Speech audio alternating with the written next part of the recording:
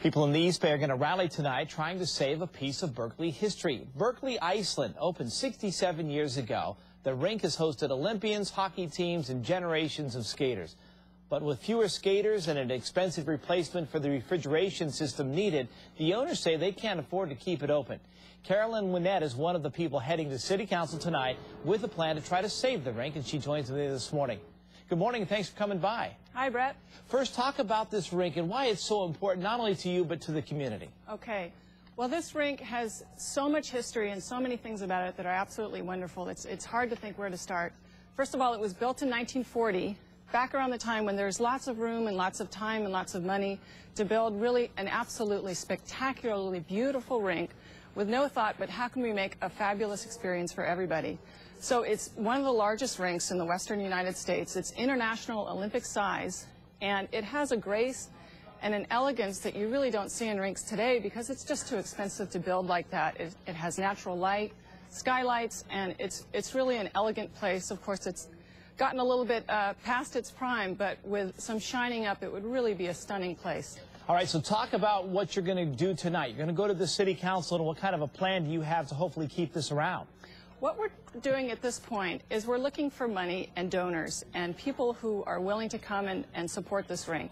So we're asking the city to lend their support in terms of loans, programming assistance, permitting assistance. We're not asking the city to buy the rink or run the rink because that's not really appropriate for them.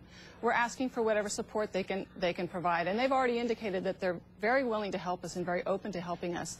So we're going to really reinforce that and let the community know that we're really very serious about this effort. How much do you think it's going to take to try to save it and spruce it up a little bit? And is there a timeline? Is there a certain period of time you've got to have that money in place without risk of losing it? Well, actually, the clock is ticking, Brett, because the property is on the market, and it's been on the market for some time. And it has not sold yet, and it's completely privately owned, and it's up to the owners when they want to sell it and to whom they want to sell it. They have complete free reign for that. What we're trying to do is raise the money as quickly as possible so that it doesn't get sold and turned into yet another retail space.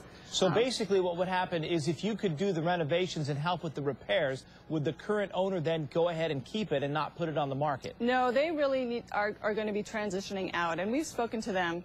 And we have a good relationship with them. And the interesting thing about this is that there are actually no bad guys.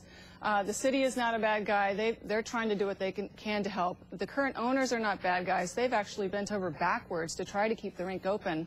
But it's just an economic reality where it's a very old rink, and the cooling system is actually, the legend is that it was brought over from the Hoover Dam in 1940. So it's just ancient, and it's very expensive to upgrade it. And the only thing that's going to really make sense for that is a not-for-profit that gets some help from the community, some donations, but really runs it as a community center with city help. So the current owners are going to be transitioning out, and we're trying to get in there as quickly as possible before somebody comes and dangles a big fat check in front of them that we can't compete with. Some kind of, like you say, a mall or development center or along those lines. It could be developed for anything. It is zoned commercial. One thing that is in our favor is that the city is going to landmark the property next month, so there will be some restrictions on what the property can be used for. But we are under the gun and very anxious to get moving as quickly as possible. So what we're really asking for is not just help from the city, but help from the community. And particularly if there's a corporate sponsor out there who would love to do something for the community, this is a perfect vehicle because nobody objects to ice skating. Nobody objects to hockey. Everybody loves it. It's just a win-win for everybody. Well, Carolyn Winnett, thank you so much for coming by, and good luck to you in your quest to save it. Thank you.